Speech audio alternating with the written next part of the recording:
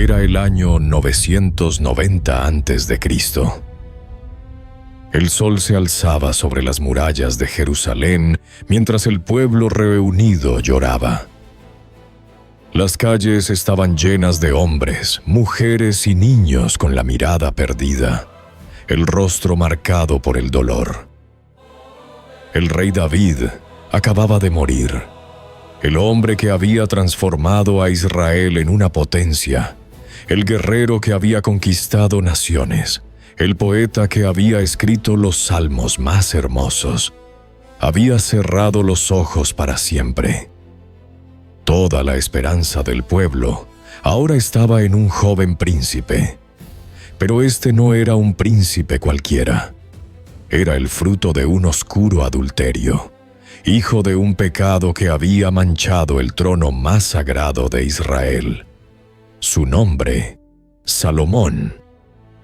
Este no es solo el relato de cómo Salomón llegó a ser el rey más sabio de todos los tiempos. También es la historia de su caída, porque Salomón tenía una debilidad que lo consumiría lentamente, como un fuego que devora desde adentro. Una debilidad que lo llevaría a tener 1000 mujeres juntas en convivencia dentro de su gran palacio. ¿Cómo es posible que el hombre más sabio del mundo perdiera su alma por 1000 mujeres? Esta es su historia. Retrocedamos unos años antes de la muerte de David. Era una noche silenciosa en Jerusalén. Desde lo alto de su palacio, el rey David observaba la ciudad que Dios le había entregado. Las antorchas parpadeaban en la distancia como estrellas caídas sobre la tierra. De repente vio algo que atrapó su atención. Una mujer se estaba bañando en el patio de una casa cercana. El agua resbalaba por su piel, brillando como si cada gota fuese un destello de plata bajo la luz de la luna. David no podía apartar la mirada. Su corazón comenzó a latir más rápido. «¿Quién es esa mujer?», preguntó a uno de sus sirvientes. El sirviente vaciló antes de responder. «Es Betsabé, mi señor, la esposa de Urías el Heteo». Esposa. Esa palabra debería haberlo detenido. David conocía la ley de Dios, conocía los mandamientos, pero el poder había corrompido su corazón. El mismo hombre que había vencido a Goliat, que había huido de Saúl, que había conquistado Jerusalén, ahora era esclavo de su propio deseo. «Tráiganmela», ordenó. 3 palabras que sellaron su destino. Esa noche, David tomó lo que no le pertenecía. Y aunque creyó que nadie lo sabría, Dios había visto todo. Semanas después, Betsabé envió un mensaje que heló la sangre de David. «Estoy embarazada». El pánico se apoderó del rey. Si el pueblo descubría su pecado, su reino se derrumbaría. La vergüenza caería sobre la casa de David. Entonces David ideó un plan desesperado. Llamó a Urías del campo de batalla. «Urías», le dijo con voz firme, ocultando su culpa, «has peleado bien. Ve a tu casa. Descansa con tu esposa». Pero Urías era un hombre de honor, un honor que David había olvidado. «Mi señor», respondió Urías, «el arca de Dios y los soldados de Israel están acampando en tiendas. ¿Cómo podría yo ir a mi casa a comer, beber y dormir con mi esposa? No lo haré». David sintió el frío recorrerle la espalda. Entonces tomó la decisión más oscura de su vida. Escribió una carta y la selló. La carta contenía una sola orden: «Poned a Urías en la primera línea de batalla, en el lugar más peligroso. Luego retiraos y dejadlo solo. La ironía era devastadora. Urías llevaba en sus manos su propia sentencia de muerte. Días después, la noticia llegó a Jerusalén. Urías había muerto en combate.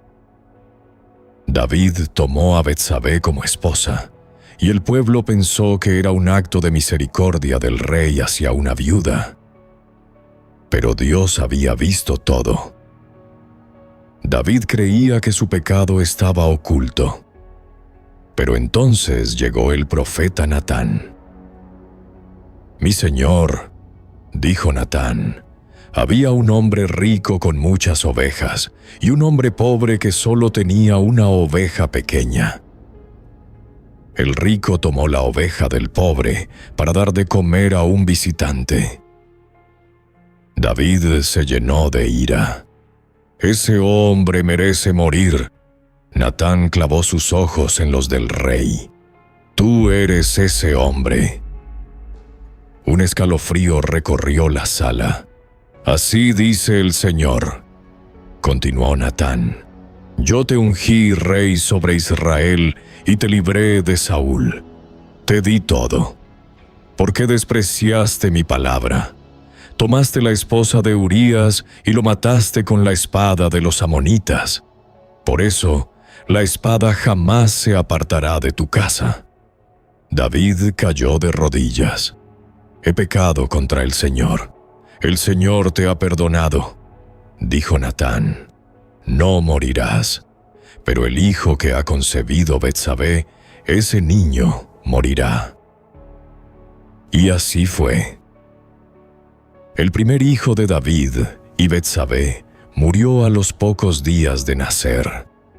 David lloró amargamente, pero el juicio de Dios era justo. El precio del pecado se había pagado. Pero entonces algo cambió. Betsabé concibió nuevamente y nació Salomón. No era solo un príncipe, era un nuevo comienzo. Una oportunidad para que Dios redimiera lo que había sido quebrado. Lo llamaron Salomón, que significa paz, porque con él venía la esperanza de una nueva era.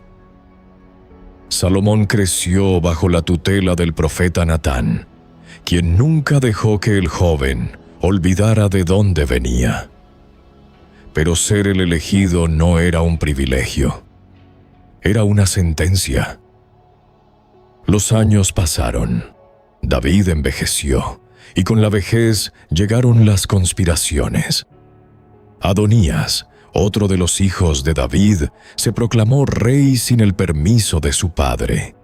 Organizó una fiesta con los líderes militares y algunos sacerdotes, creyendo que el trono era suyo. Pero Natán actuó rápido. Fue a Betsabé. ¿No has oído que Adonías se ha hecho rey? Ve a David. Recuérdale que juró que Salomón sería rey. Betsabé entró a la habitación donde David yacía en su lecho, débil y frágil. Le contó lo que estaba sucediendo. David, con la poca fuerza que le quedaba, levantó la voz. «Llamen a Natán y al sacerdote Sadoc. Que Salomón monte en mi mula y sea ungido rey en Gijón. Que suenen las trompetas y que el pueblo grite, ¡Viva el rey Salomón!». Así se hizo. Cuando Adonías escuchó el sonido de las trompetas y el clamor del pueblo, supo que había perdido. Corrió al tabernáculo y se aferró a los cuernos del altar, temiendo por su vida. Salomón le envió un mensaje. «Si muestras que eres un hombre digno, ni un cabello de tu cabeza caerá, pero si se halla maldad en ti, morirás». Poco después, David llamó a Salomón a su lado por última vez. «Hijo mío», le dijo con voz débil, yo me voy por el camino de todos en la tierra. Esfuérzate y sé hombre. Guarda los mandamientos del Señor tu Dios. Anda en sus caminos, y Él te prosperará en todo lo que hagas. Luego añadió con dureza: Tú sabes lo que me hizo Joab. Derramó sangre en tiempos de paz. Actúa con sabiduría. No dejes que sus canas desciendan en paz al Seol. David cerró los ojos. El rey más grande de Israel había muerto. Salomón no perdió tiempo. Los enemigos internos debían ser eliminados. Cuando Adonías pidió casarse con Abisag, la joven que había cuidado a David en sus últimos días, Salomón vio la trampa. Era un intento de reclamar el trono. «Que muera hoy mismo», ordenó. También ordenó la muerte de Joab, el general que había derramado sangre inocente. Los enemigos al trono fueron eliminados. Comenzó una nueva era.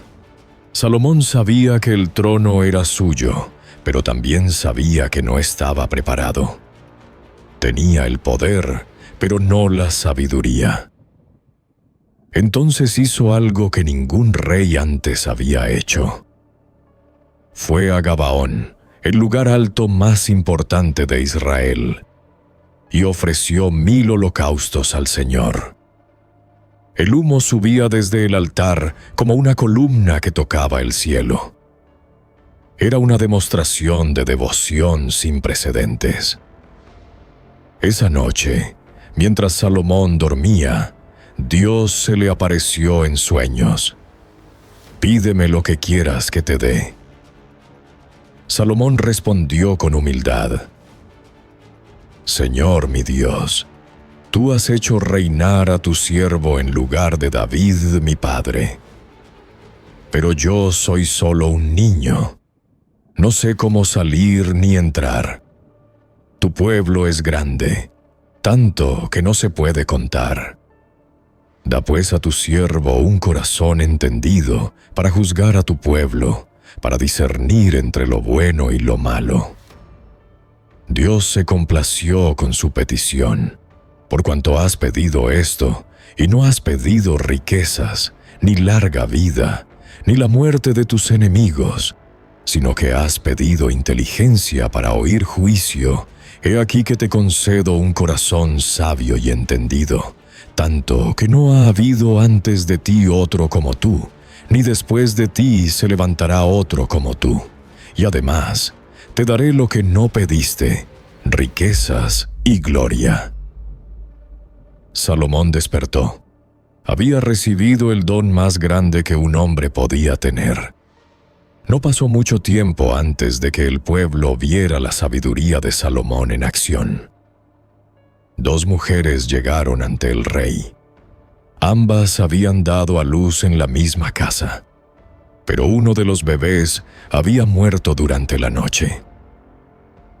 «Mi señor», dijo la primera mujer, «esta mujer y yo vivimos en la misma casa. Yo di a luz, y 3 días después ella también. Pero su hijo murió en la noche. Entonces, mientras yo dormía, tomó a mi hijo y lo puso junto a ella».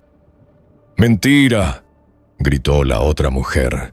«El niño vivo es mío, el muerto es tuyo». Ambas reclamaban al niño vivo. Salomón las observó en silencio. Entonces el rey habló: «Traedme una espada». Un soldado trajo una espada. «Partid en 2 al niño vivo», ordenó Salomón, «y dad la mitad a una y la mitad a la otra». Un silencio helado cayó sobre la sala. La primera mujer gritó: «No, mi señor, dadle el niño a ella, pero no lo matéis». La segunda mujer respondió con frialdad: «Ni para mí ni para ti, que lo partan». Salomón levantó la mano. Dad el niño a la primera mujer. Ella es la madre verdadera. La noticia se esparció por todo Israel. El pueblo comprendió que Salomón era el juez que Dios había puesto sobre ellos. Salomón recordaba las palabras de su padre David. Yo quise edificar una casa para el nombre del Señor, pero Dios me dijo, has derramado mucha sangre. No edificarás casa a mi nombre. Pero tendrás un hijo que será hombre de paz. Él edificará mi casa. Ahora era el momento. Salomón envió mensajeros a Hiram, rey de Tiro. Mi padre David no pudo edificar casa al nombre del Señor por las guerras, pero ahora el Señor me ha dado paz. Voy a edificar casa al nombre del Señor mi Dios. Envíame cedros del Líbano, y yo te pagaré con trigo y aceite. Hiram aceptó. Era una alianza estratégica. El lugar elegido fue el monte Moría, el mismo lugar donde Abraham iba a sacrificar a Isaac. La construcción tomó 7 años. 70,000 hombres llevaban cargas. 80,000 cortaban piedra en las montañas. El templo se levantaba con cedros del Líbano, piedras talladas y oro puro. Cuando el templo estuvo terminado, Salomón convocó a todo Israel para la dedicación. Salomón oró ante el pueblo.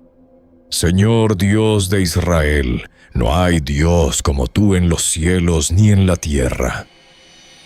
Pero ¿es verdad que Dios habitará sobre la tierra? Los cielos y los cielos de los cielos no te pueden contener. ¿Cuánto menos esta casa que he edificado? Entonces sucedió. Una nube llenó la casa del Señor. La gloria de Dios descendió con tal poder que los sacerdotes no podían permanecer de pie. Fuego cayó del cielo y consumió los sacrificios. El pueblo cayó postrado. El Señor es bueno, su misericordia es para siempre. La celebración duró 14 días. Israel estaba en su apogeo. La fama de Salomón se extendió hasta los confines del mundo conocido. Entonces llegó la reina de Saba desde tierras lejanas.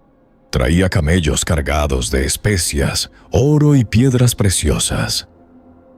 Había escuchado de la sabiduría de Salomón y venía a probarlo con preguntas difíciles. Salomón respondió todas sus preguntas. La reina quedó sin aliento. Todo lo que oí en mi tierra era verdad. Pero yo no lo creía hasta que he venido. Ni aun la mitad me fue dicha. Tu sabiduría y prosperidad superan la fama que yo había oído. Le dio a Salomón 120 talentos de oro. Jerusalén se transformó en la alegría del mundo antiguo. El oro era tan común como las piedras. El mundo entero hablaba de Salomón. Pero entonces sucedió algo. Salomón se dispuso a construir su propio palacio. El templo había tomado 7 años en ser edificado, pero su palacio tomó 13. Era solo el comienzo de una grieta que pronto se convertiría en un abismo. Con cada nueva alianza llegaba una nueva esposa. Al principio, Salomón lo justificaba. Era política, era estrategia. Cada matrimonio sellaba un pacto con una nación. La hija del faraón aseguraba la paz al sur. Las princesas de Sidón garantizaban el comercio. Las mujeres moabitas traían estabilidad en las fronteras.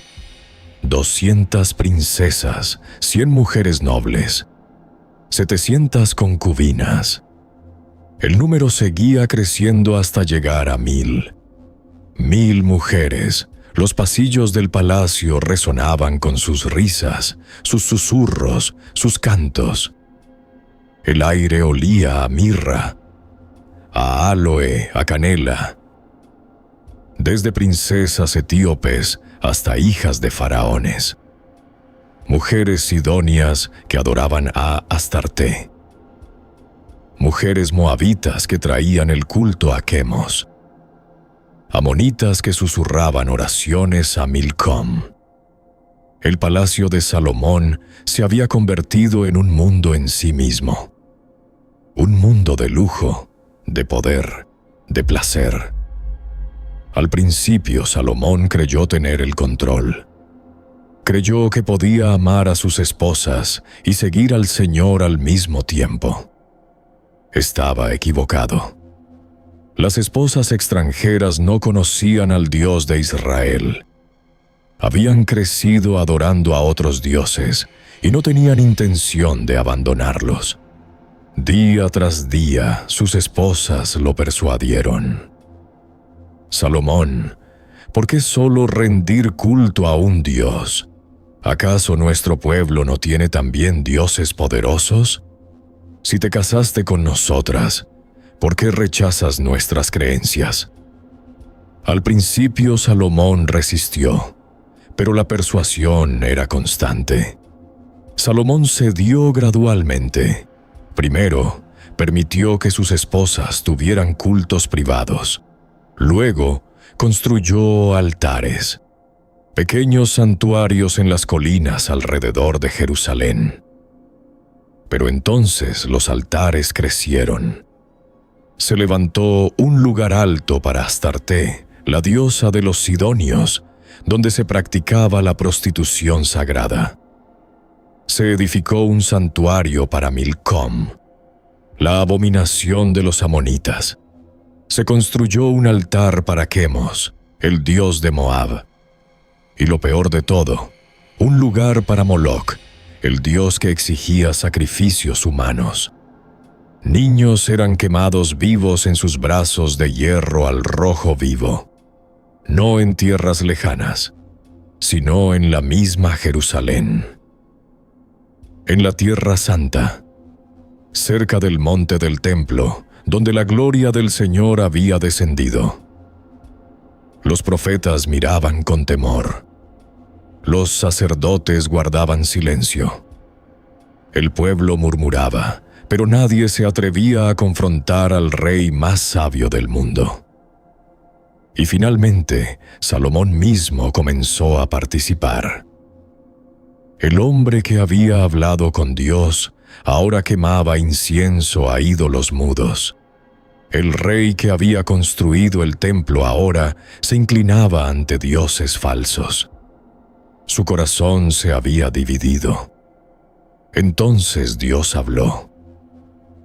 No en sueños como antes, no con promesas de bendición, sino con juicio. Salomón estaba solo cuando sintió la presencia que una vez había llenado su corazón con gozo.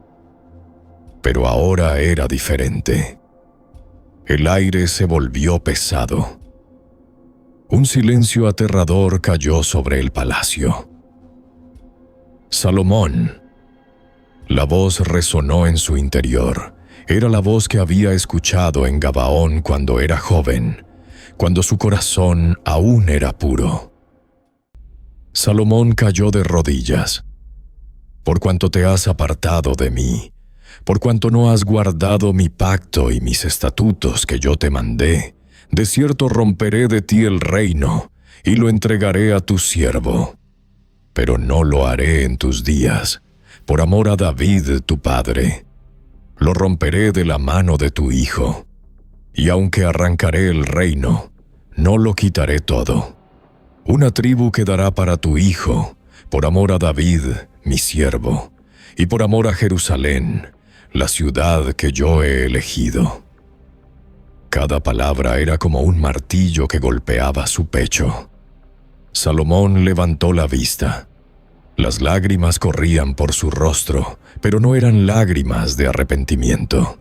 Eran lágrimas de un hombre que acababa de perder lo más valioso que tenía. Y comprendió la terrible ironía. Había construido la casa de Dios, pero había destruido su propia casa. La voz de Dios se desvaneció. Había perdido el favor del Señor. Podía seguir sentado en su trono. Podía seguir luciendo sus ropas de púrpura. Podía seguir recibiendo el tributo de las naciones. Pero ahora era un hombre marcado. El juicio estaba decretado. Y pronto sus enemigos aprovecharían la debilidad. Hadad el edomita fue el primero en levantarse. Cuando era niño, había visto cómo los soldados de David masacraban a su pueblo en Edom. Había escapado a Egipto. Allí creció, y el odio ardía en su pecho como carbones encendidos. Ahora que Salomón había perdido el favor de Dios, Hadad vio su oportunidad. Regresó a Edom y comenzó a atacar las fronteras del sur de Israel. Luego vino Rezón de Siria. Tomó control de Damasco y se proclamó rey.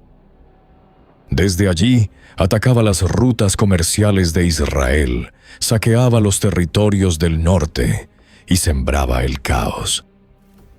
Los soldados de Salomón, que nunca habían conocido la guerra, fueron superados.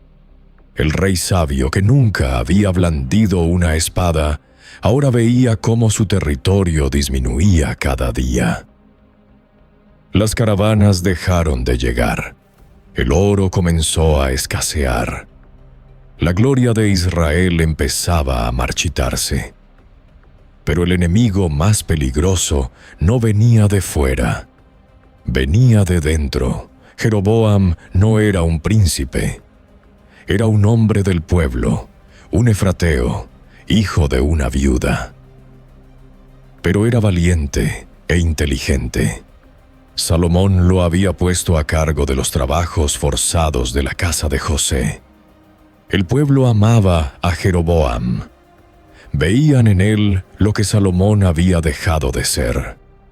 Un hombre cercano, alguien que entendía sus cargas, porque el pueblo estaba cansado. Los impuestos eran aplastantes. Los trabajos forzados nunca terminaban. Las riquezas se acumulaban en el palacio, mientras las familias apenas podían comer. Un día, mientras Jeroboam salía de Jerusalén, se encontró con el profeta Ahías en el camino. Ahías llevaba puesta una capa nueva. Sin decir palabra, la rasgó en 12 pedazos. Tomó 10 pedazos y se los dio a Jeroboam. Así dice el Señor Dios de Israel: He aquí que yo rompo el reino de la mano de Salomón, y a ti te daré 10 tribus. Jeroboam sintió el peso de la profecía. Cuando Salomón se enteró, intentó matar a Jeroboam. Pero Jeroboam huyó a Egipto, donde esperó el momento adecuado. El reloj estaba corriendo. Los últimos años de Salomón fueron sombríos. Los días pasaban lentos. Las noches eran largas. En el silencio de su habitación, rodeado de sus 1000 mujeres, Salomón se sentía más solo que nunca. Levantó la vista hacia el cielo, pero el cielo no respondió. Dios ya no le hablaba. Escribió palabras llenas de amargura. Las guardó en un libro que después se llamaría Eclesiastés. Vanidad de vanidades. Todo es vanidad. ¿Qué provecho tiene el hombre de todo su trabajo? Una generación va y otra generación viene. Todo es fatigoso. Los ojos nunca se sacian de ver, ni los oídos de oír. Nada hay nuevo debajo del sol. El rey más sabio que jamás gobernó Israel se consumió por el peso de sus propios errores. Había tenido todo, y lo había perdido todo. En medio de la incertidumbre, Salomón, débil y consumido, exhaló su último aliento. Después de 40 años de reinado, el rey había muerto. El pueblo lloraba, aunque en sus corazones la incertidumbre comenzaba a crecer. Todos sabían que Roboam, el hijo de Salomón, no era como su padre. No tenía su sabiduría, no tenía su visión. El reino estaba al borde del abismo. Roboam fue a Siquem para ser proclamado rey. Toda la asamblea de Israel estaba allí. Y entonces llegó Jeroboam, regresando de Egipto. El pueblo se acercó a Roboam con una petición. Tu padre hizo pesado nuestro yugo. Alivia ahora la dura servidumbre de tu padre y el yugo pesado que puso sobre nosotros, y te serviremos. Roboam les dijo, volved a mí dentro de 3 días. Consultó primero a los ancianos que habían servido a Salomón. ¿Qué me aconsejáis que responda a este pueblo? Los ancianos respondieron, si hoy te haces siervo de este pueblo y los sirves, si les respondes buenas palabras, ellos te servirán para siempre. Pero Roboam rechazó el consejo de los ancianos. Consultó con los jóvenes que se habían criado con él. Ellos le dijeron, así hablarás a este pueblo, mi padre hizo pesado vuestro yugo, pero yo añadiré a vuestro yugo. Mi padre os castigó con azotes, pero yo os castigaré con escorpiones. Roboam eligió el consejo de los jóvenes. Cuando el pueblo regresó al 3er día, Roboam les habló con dureza. Mi padre hizo pesado vuestro yugo, pero yo añadiré a vuestro yugo. Mi dedo meñique es más grueso que la cintura de mi padre. El silencio cayó sobre la multitud. Entonces los líderes de Israel gritaron, ¿qué parte tenemos nosotros con David? No tenemos heredad con el hijo de Isaí. A tus tiendas, Israel. Israel ya no era un solo pueblo, ahora eran 2 naciones enemigas. 10 tribus siguieron a Jeroboam en el norte. Se llamaron a sí mismos Israel. Una tribu, Judá, permaneció con Roboam en el sur. El reino que David había unido, que Salomón había glorificado, se partió en 2. El juicio de Dios se cumplió. Lo que Salomón construyó en 40 años se desmoronó en días, y nunca más volvió a ser uno. Así terminó la historia de Salomón, el hombre más sabio del mundo, el rey más rico que jamás existió, el constructor del templo más glorioso, pero también el hombre que perdió su alma por 1000 mujeres. Su historia es una advertencia. Nos enseña que ningún don, ninguna bendición, ninguna sabiduría humana puede salvarnos si abandonamos a Dios. Nos muestra que el pecado no llega de golpe. Llega gradualmente, susurrando justificaciones, disfrazándose de estrategia, de necesidad, de placer. Y nos recuerda que Dios siempre cumple su palabra. Sus promesas y sus juicios son igualmente firmes. Cuéntanos en la caja de comentarios qué piensas sobre este gran relato bíblico.